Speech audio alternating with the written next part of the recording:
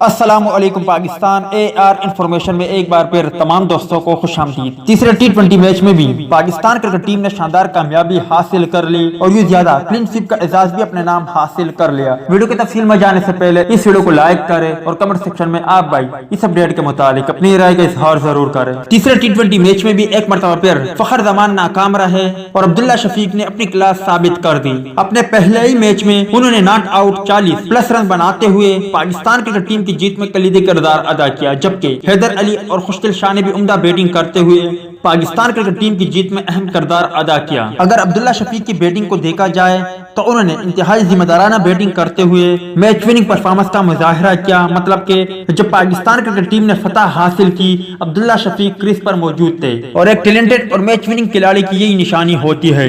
और अब दौरे न्यूजीलैंड के लिए पाकिस्तान क्रिकेट टीम के ओपनिंग में सख्त तरीन मुकाबला देखने को मिलेगा, जिनमें अब्दुल्ला शफीक, फखर जमान और शर्जील खान के माबेन मुकाबला होगा। आप भाइयों को क्या लगता है और आप भाई क्या चाहते हो कि T20 सीरीज में पाकिस्तान क्रिकेट टीम के लिए दौरे न्यूजीलैंड में किन किन खिलाड़ियों को ओपनिंग का आगाज करना चाहिए? इस हवाले से कमेंट सेक्शन आपके कमेंट्स का मुंतजर रहेगा।